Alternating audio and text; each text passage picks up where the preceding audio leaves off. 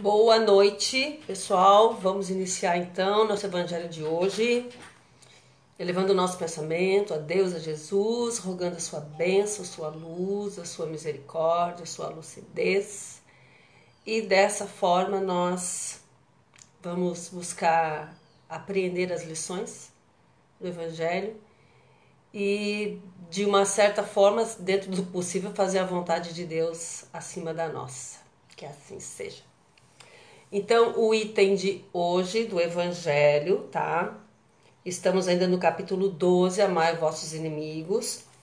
E o item hoje é o item 10º, que fala do ódio. E, bom, aqui eles iniciam dizendo o seguinte: amai-vos uns aos outros e sereis felizes. Bom, então, eles colocam aqui o amor como a condição da felicidade, tá? Então, isso a abertura do texto é essa, que aquela pessoa que não ama, tá? Eles estão, isso é a palavra que está aqui. Oi, José Francisco, tudo bem? Que bom que você está aí. Então, se não falasse, eu não ia suspeitar. Então, o amor é uma condição para a felicidade. Mas eles não estão falando, tá, do amor conjugal ou do amor carnal. Não, eles estão falando do amor do mais excelso dos sentimentos, tá? Eles estão falando do amor na acepção do amor fraterno, amor fraternal. É esse amor a que eles se referem. Hoje ainda eu estava ouvindo a leitura de um texto que tem no livro Boa Nova, do Humberto de Campos, que Humberto de Campos ele conta os bastidores da vida de Jesus. Isso é muito interessante, é bem bacana, tá? Então ele dizia que a questão, por exemplo, de Maria de Magdala, que a gente conhece por Maria Madalena, né? E ela era uma pessoa que, quando se aproximou de Jesus, ela se aproximou, apesar dela ser uma pessoa, ser uma cortesã, ou seja, ela era uma prostituta de luxo. Ela recebia na sua casa em Magdala as maiores figuras, né? Os homens mais poderosos. Então, ela era uma pessoa que a expressão de amor que ela conhecia antes de conhecer Jesus era uma coisa completamente equivocada. Quando ela conheceu Jesus, ela chegou no diálogo que ele descreve, que ela dizia assim, ó, eu sou carente de amor. E ele dizia, realmente, ele dizia que sabia que era. Por quê? Porque o amor na cabeça dela era uma coisa confusa. Ela buscava uma forma de amor que não era aquela que era ideal. Então, claro, a gente pode vivenciar o amor de várias formas, né? Mas a gente precisa entender o seguinte, que o marido que você ama, ele não será sempre o marido. As posições começam a ser mexidas nas encarnações, começam a mudar. O filho que você ama, ele não será seu filho para sempre. Ele é filho de Deus, ele agora nessa encarnação ele está sob a sua tutela, mas ele perante Deus ele é um irmão. E hoje nós somos a mãe do nosso filho, daqui a pouco na próxima encarnação nós podemos ser os filhos dele, né? Ou os netos, ou amigos, ou irmãos. Tá? Então, entender isso é fundamental para que a gente compreenda a face do amor que Jesus pregava, certo? Deixa eu ver quem é que tá dando boa noite aqui. Oi, Jô. Oi, Kiki, para ti também, ótima noite para nós todos, né? Se Deus quiser. Então, eles colocam isso: amai-vos uns aos outros e sereis felizes. Ou seja, o amor é a receita da felicidade. Aí eles começam a mexer na nossa ferida. Sobretudo, tomai por tarefa amar aqueles que vos inspiram indiferença, ódio ou desprezo. E aí? Sobretudo, tomai por tarefa amar aqueles que vos inspiram indiferença, ódio ou desprezo. O Cristo a quem deveis tomar por modelo deu-vos o exemplo desse devotamento. E foi realmente, porque Jesus, ele, apesar de tudo que ele passou, ele foi perseguido, Ele foi cuspido, ele foi xingado, ele foi maltratado, ele foi surrado, foi açoitado, né? Tudo que fizeram com ele, não só a questão da crucificação, mas toda a perseguição. Oi, Neiva, toda a perseguição que antecedeu o episódio da crucificação, que foi toda uma armação que envolveu uma trama de falsidade, uma trama de busca por poder, havia uma trama. Oi, Ângela, querida. Havia uma trama política por trás que antecedeu todo o processo da crucificação. Oi, Síria. Então, isso tudo ele relevou. Nós já falamos sobre isso. Ele não ficou inerte. Ele deu a retribuição, mas ele deu a retribuição nos moldes crísticos, né? Porque a gente sabe que Jesus foi um exemplo que Deus nos deu, nivelando por cima. Então, só o exemplo que eu vou dar para vocês, ele tá aqui, ó. Vocês vão se quebrar para seguir esse exemplo aí, né? Então, é difícil, dificílimo, porque Jesus, ele olhava para as criaturas e ele sabia, ele via os desejos íntimos que moviam aquelas pessoas, as intenções que eram a força motriz dos atos das pessoas. Ele sabia disso tudo, mas ele mesmo assim, ele tinha uma capacidade de entender, tá, aquelas pessoas e saber que eram criaturas na sua infância espiritual. E isso nós também precisamos entender para compreender essa frase do Evangelho. As pessoas mais amadurecidas, as pessoas maduras espiritualmente, elas não fazem o mal, não intencionalmente. Às vezes a gente erra, a gente, né, faz uma coisa que desagrada o outro, mas, né, não por intenção. Mas as pessoas maduras, elas não fazem o mal intencionalmente, elas não desejam o mal do outro. Então, isso é um estado de maturidade espiritual. O imaturo, ele é egoísta. O imaturo não se detém diante do processo. Ele não quer saber se ele vai passar por cima do outro para conseguir o que quer.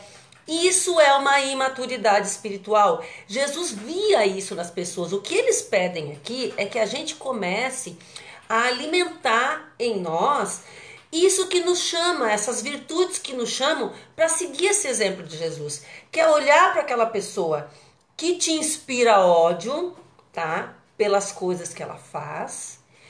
E entender e olhar nessas pessoas, vê-las como espíritos ainda imaturos.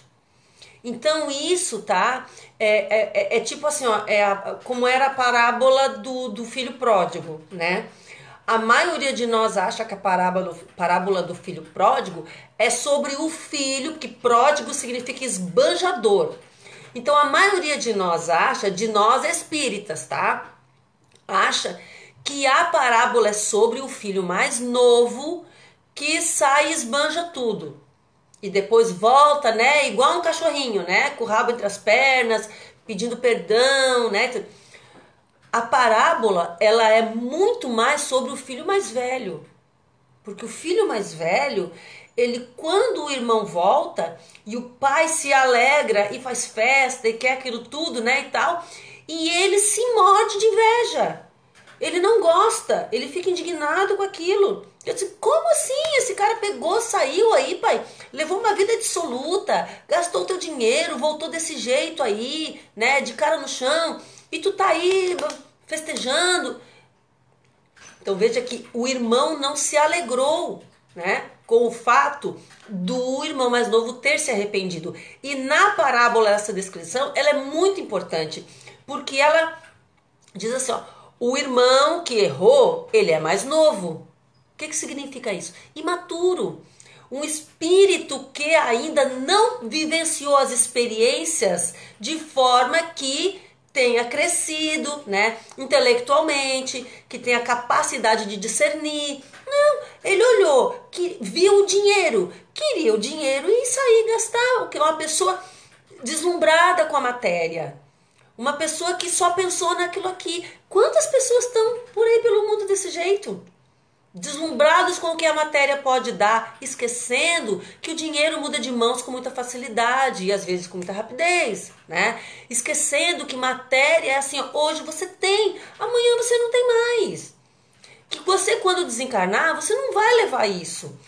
Tem muita gente ainda, muita gente que ainda está vivendo dessa forma, mas isso é um indício de que essas pessoas estão imaturas ainda espiritualmente. São espíritos ainda muito jovens.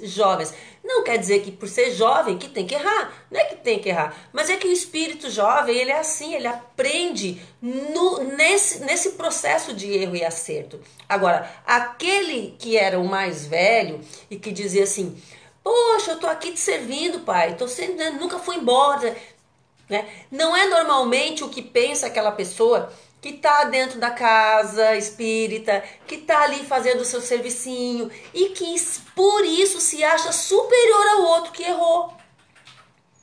Então, às vezes, nesse julgamento, o maior erro é o nosso.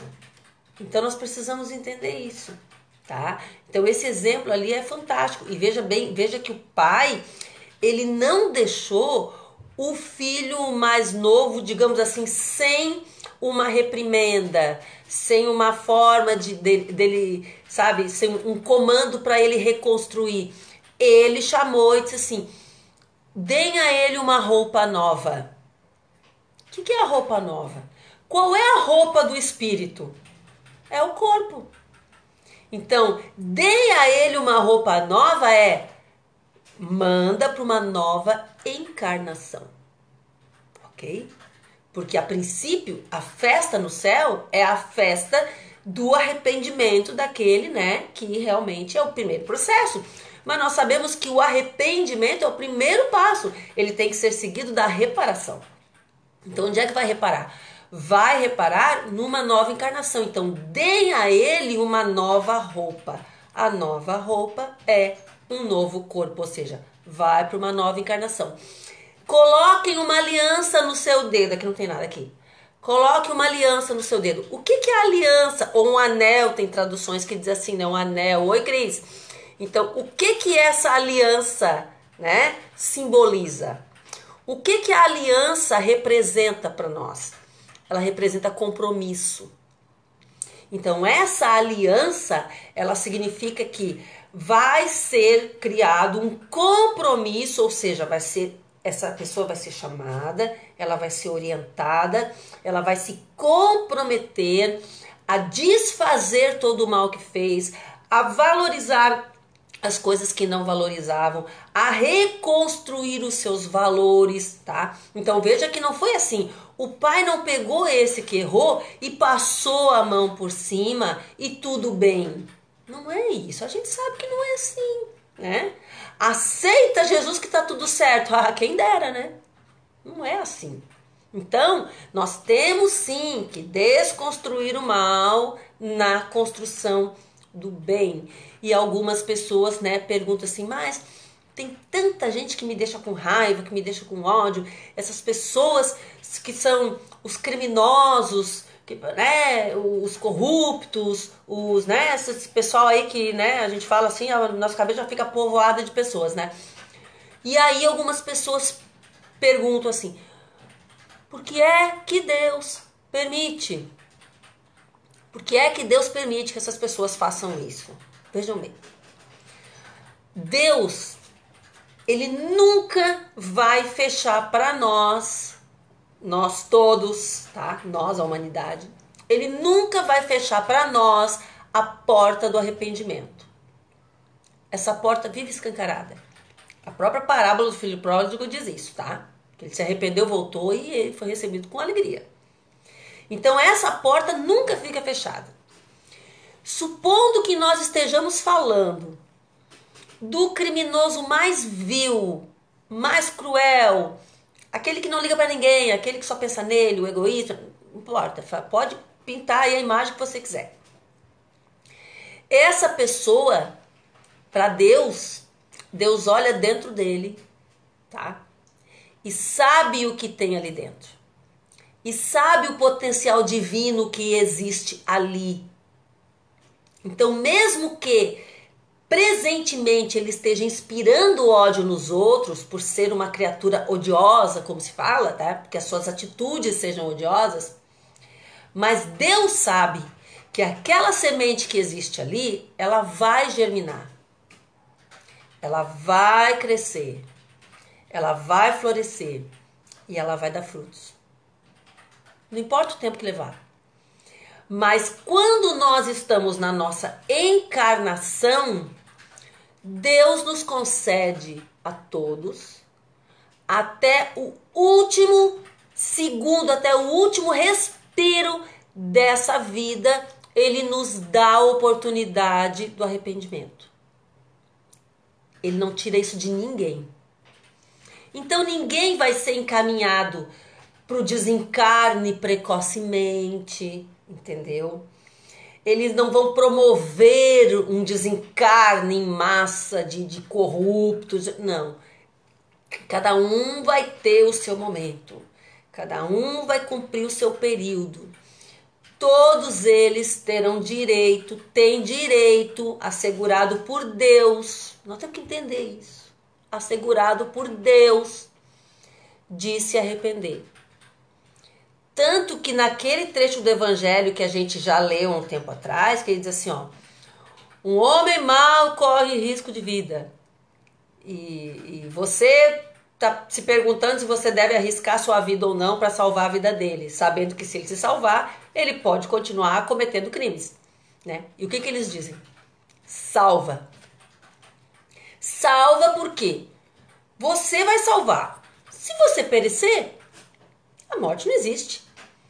Agora, salvando essa criatura, você dá a ele mais tempo para que ele possa se arrepender. E você salvar, ajudar uma pessoa a ter tempo para se recuperar, para mudar essa consciência, gente, isso é um processo de maturidade espiritual incrível.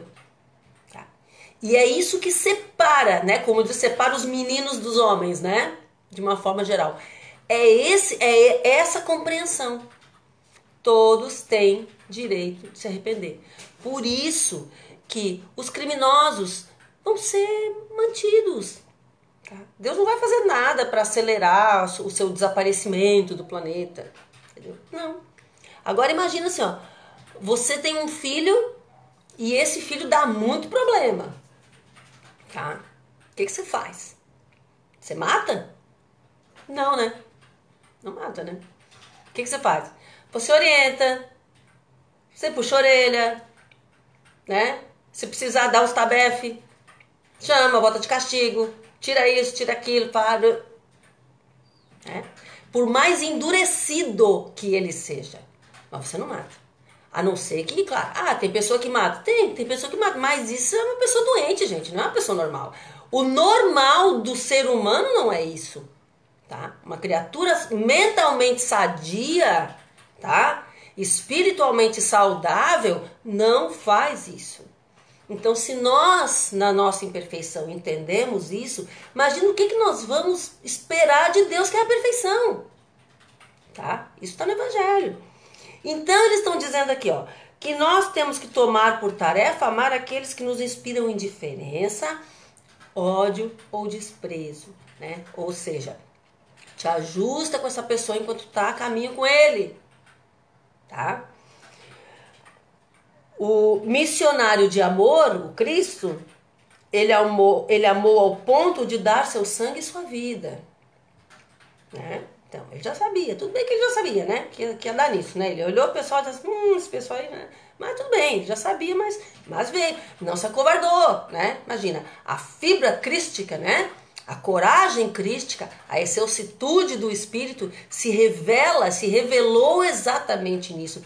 Porque a grande lição de Jesus, por que ele precisava ser crucificado? Ele precisava passar por isso. Por quê? Por duas coisas. Primeiro, para que ele mostrasse, para que ficasse claro, tá, de que ele venceria a morte. Isso foi uma grande lição. Tá? Ele dizia, eu venci a morte, eu venci o mundo, vocês também vão vencer. Né? Então, para nos dar essa esperança. E também para que ele desse o seu testemunho de amor. Porque apesar de tudo que fizeram antes e depois, né, da crucificação, e depois com os cristãos também, seguiu, né, por muito tempo, e mesmo assim ele ainda pediu por todos nós, ele não levou mágoa de ninguém.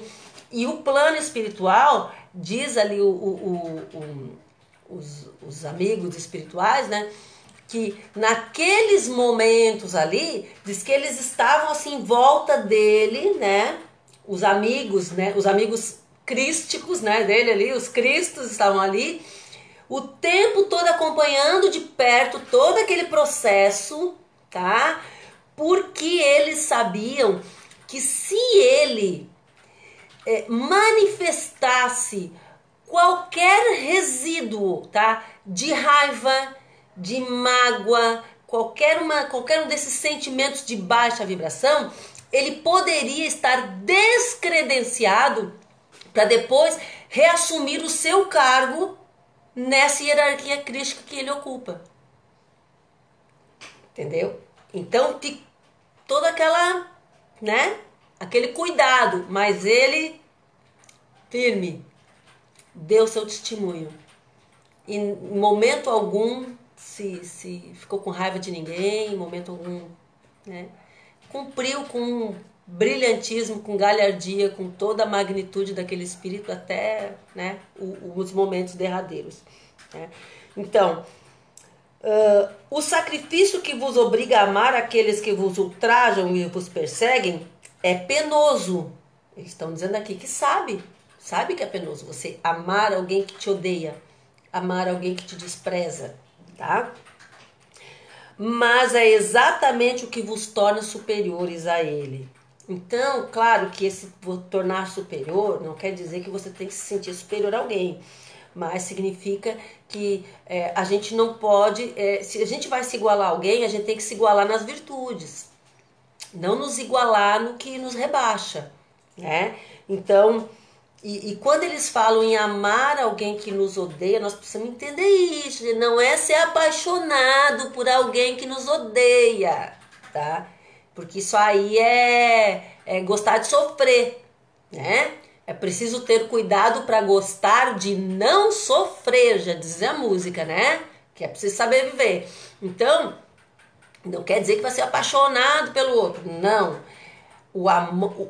A face do amor que se manifesta aí é o amor da tolerância, é o amor da paciência, é o amor de o outro não gosta de mim.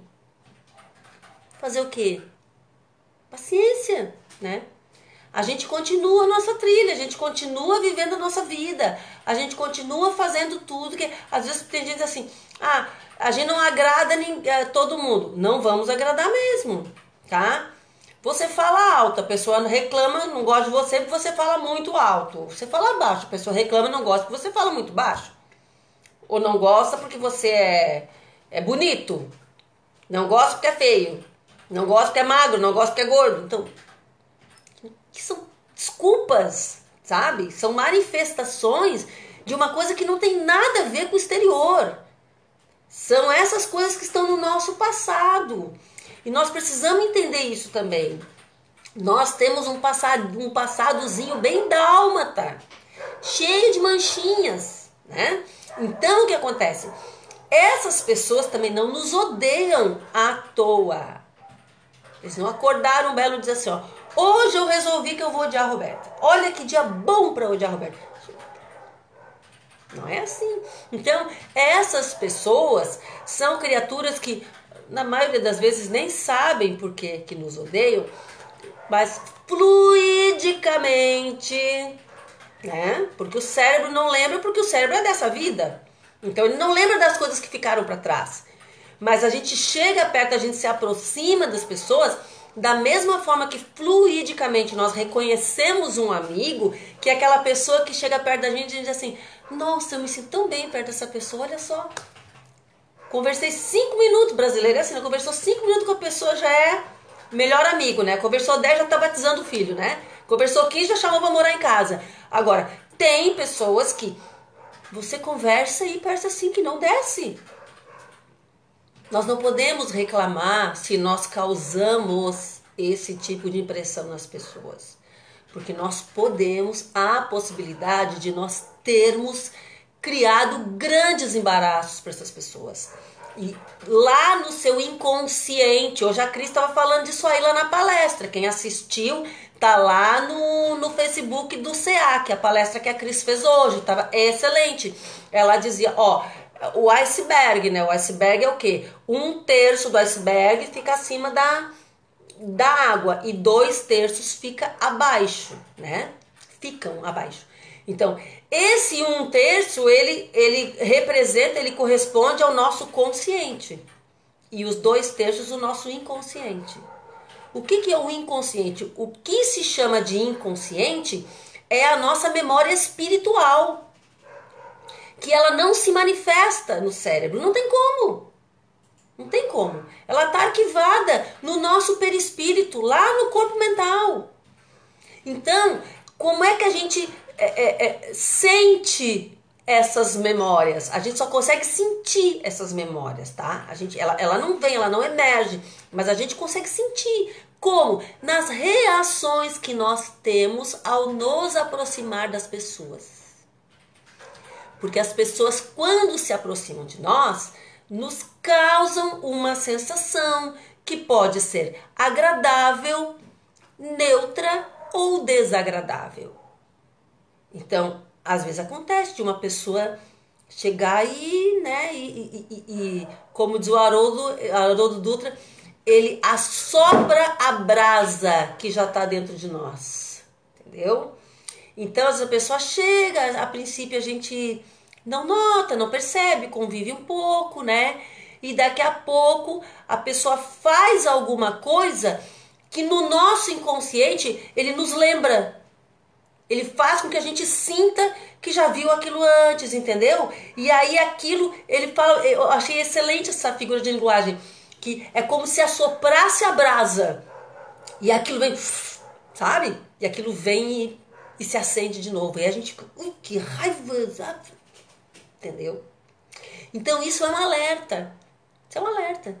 A gente precisa fazer regressão, saber o que a gente fez na outra vida. Ah, eu vou procurar um cara, uma pessoa, um terapeuta para saber o que eu fiz na outra vida. Gente, não quero nem saber o que eu fiz. Pelo amor de Deus, me livra dessa visão dos infernos, né? Saber o que eu fiz na outra vida. Porque a gente hoje sabe como é que a gente é. Com todos esses nossos defeitos, imagina o que a gente não foi na outra vida. Eu devo ser uma peste. Mas enfim, hoje eu sou uma querida, né, amor? Eu sou bem boazinha, né? Vocês nem sabem, eu tenho um copiloto aqui que é excelente. De vez em quando, né, ele ri das coisas que eu falo. Então, aqui eles dizem que se nós odiamos o outro da mesma forma como eles nos odeiam, a gente não vai ser melhor. Ou seja, a gente se iguala por baixo, nivela por baixo. Então, esta é a hóstia sem mancha oferecida a Deus no altar dos vossos corações. Hóstia de agradável odor e cujos perfumes sobem até ele. É como se ele estivesse dizendo assim, gente, o que vocês podem oferecer de melhor para Deus é, se alguém te odeia, tolera. É o sacrifício que Deus mais vai ficar contente, tá? Porque ele não vai ficar satisfeito se a gente ficar brigando, se degladiando, sabe?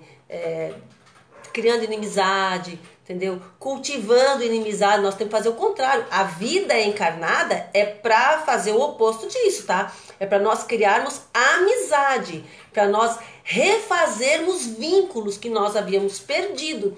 Porque as pessoas que nós estamos convivendo, as pessoas da nossa casa, a nossa família, os nossos amigos, os companheiros do centro, os companheiros do trabalho, de todo lugar, tá? São pessoas com as quais, a maioria delas, nós já convivemos antes. Então hoje nós estamos tendo novas oportunidades. Uma oportunidade de reconstruir aquelas coisas que nós destruímos, reconstruir vínculos. Então muitas vezes a gente não entende isso que nós estamos aqui para aprender com essas pessoas, tá? Embora a lei de amor queira que se ame indistintamente a todos os seus irmãos, ela não protege o coração contra os maus procedimentos. O que ele está dizendo aqui? Que ele sabe que isso causa sofrimento. Ele sabe que dói. Dói ser odiado. Dói saber que alguém não gosta de você. Dói saber que as pessoas, né, podem de repente se unir para tramar contra você, que as pessoas podem não, sabe, desejar o seu mal, né? Dói, mas ele diz assim, amar sendo odiado é a prova mais penosa. Bem eu sei, uma vez que em minha última existência terrestre provei dessa tortura. Ele está falando aqui, tá? Essa é uma mensagem de Fénelon. Então ele está dando seu testemunho aqui, tá?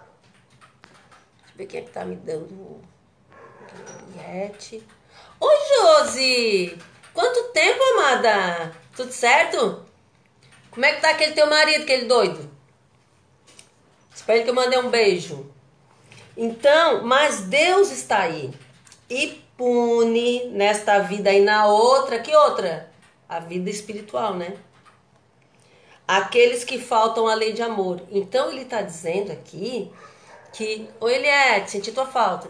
Então eles estão dizendo que aqueles, tá, que faltam com a lei de amor, eles já experimentam uma espécie de punição, tá? Punição que é uma dor, uma aflição, ainda encarnados, tá? Ainda encarnados. E depois nem se fala, né? Porque aquele que se recusa a amar, que bom. Aquele que se recusa a amar, tá? Ele tá meio que assinando uma sentença, tá? Não, eu não quero, esse eu não quero. Esse eu não quero, esse eu não gosto, esse eu não perdoo. Tá no seu direito? Tá no seu direito. Deus vai proibir? Não. O livre-arbítrio é uma lei inviolável. Você vai fazer tudo aquilo que você quer fazer, você acha que isso é o certo, você acha isso é que é o que você tem que fazer. Deus não vai se opor. No máximo, ele pede aos espíritos amigos, né, que orientem, para que a gente não incorra nessas falhas, tá? Para que a gente não acabe criando depois para nós um futuro que pode ser muito doloroso. Aquele que semear aqui o ódio, a gente faz uma ideia do que é que espera por ele, né? Tanto, não só na questão evolutiva, que ele vai parar a sua evolução, ele estanca o seu progresso evolutivo. Mas nós estamos falando de questões práticas mesmo, tá? O ódio, ele imanta na criatura uma energia que é extremamente nociva. E que vai carregar essa energia consigo e que é a força magnética que vai te atrair para as áreas de sofrimento no plano espiritual. Quem é que está nas zonas umbralinas sofrendo? Quem é que está no umbral, que está sofrendo, que está penando? O vaidoso, o invejoso, o ciumento, o odioso, entendeu? São essas pessoas. Não são os que cometeram erros, os que se enganaram, os que se equivocaram, né? Puxa, né? Mas que tentaram se melhorar. Não são essas pessoas que estão lá. Quem está lá são aquelas pessoas que estão sendo cobradas pela sua própria consciência. Outra coisa que é importante dizer em relação a essa questão do ódio, tá? Bom, o ódio, ele é um sentimento sem raiz, tá? Ele é um sentimento raso, ele é um sentimento sem raiz. Então, para alguém dizer que odeia o outro, essa pessoa tem que pensar nele todos os dias. Porque o ódio, se ele não for diariamente alimentado, ele morre. Entendeu? Porque é um sentimento raso, sem raiz, fraco. Ok? Ao contrário do amor. O amor é um sentimento profundo. O amor tem raiz. O amor é um sentimento que, quando você aprende a amar, acabou. Nunca mais você deixa de gostar. A pessoa pode ser um traste, mas você ama. Mesmo com todos os defeitos, com todas as dificuldades, com todas as limitações, você ama. É assim? É a manifestação de Deus. O amor é a manifestação de Deus, é a manifestação divina em nós. É o amor, tá? Qualquer tipo de amor. Então imagina, o amor ele tem isso. Ele é um sentimento profundo. Ele é a excelsitude dos sentimentos, certo? Ele é o sentimento mais superlativo, mais bonito, mais forte, mais sublime de todos. É a sublimação das emoções, é o amor, tá? Então significa que você ama uma pessoa, como eu tô vendo aqui a minha amiga Josi, né? Quanto tempo a gente não se vê, né? Quanto tempo longe. Mas na hora que a gente se encontra, é tudo de bom. Que você fica um tempo sem ver a pessoa, mas aquilo dentro de você não morre. Aquilo dentro de você não diminui. Pelo contrário, ainda dá aquela saudade que você ainda quer, né? Ouve aqui, só ver a pessoa, o nome da pessoa aqui, já dá aquela vontade de ver, de abraçar. Então, né? Isso é uma característica do amor, né? Ele não se apaga. Agora, o ódio não. O ódio você parou de pensar na pessoa, tá? Parou de pensar. Quando você vai pensar de novo, você assim, quanto tempo eu não penso nessa pessoa? Aquilo parece que... querida, nossa, é muito amor mesmo, né? Os amigos são os irmãos que nasceram de mães diferentes, né? E nós somos, né, muito unidos, né, pelo pensamento. Nosso pensamento tá ligado constantemente, né? Eu também te amo pra caramba. Então, gente, o ódio ele não tem essa perenidade, tá? Então, quando alguém pensar assim, ó, quando a gente beirar a pensar assim, ai, que ódio. Vamos parar e analisar o que é isso. O que isso está representando dentro de nós? O que isso está querendo nos dizer? Que ódio? Então significa que eu estou alimentando isso? Eu estou edificando isso dentro de mim? Será que não está na hora de repensar isso, né? De reconsiderar as coisas? Lembrem sempre aquela história indígena, né? Que todo mundo fala, mas é muito verdadeira. Dentro de nós moram dois lobos. O lobo do ódio e o lobo do amor. Eles estão sempre ali, né? Um tentando controlar o outro. Quem vai vencer esse embate? Aquele que a gente alimenta mais. Então, não precisa mais nada, né? Gente, eu quero agradecer a paciência de vocês, de terem me ouvido até agora. Esse trecho do ódio, que fala do ódio, ele é bem curtinho mesmo, tá? Então, Fenelon, ele termina esse texto dizendo: não esqueçais, meus queridos filhos, olha como eles nos chamam, meus queridos filhos, que o amor aproxima de Deus e o ódio distancia dele. Mas nós queremos estar perto de Deus sempre, né? Sempre em conexão com Deus, sempre nessa ligação linda que nós temos com Ele e que tem que ser cultivada diariamente. Então, beijo para vocês, que Deus abençoe a todos aqueles que nesse momento a nossa mente consegue alcançar. Que Deus abençoe e proteja aqueles que nos amam, que nos apoiam, mas abençoe igualmente sem distinção aqueles que ainda não nos amam e nos perseguem. Até semana que vem, gente.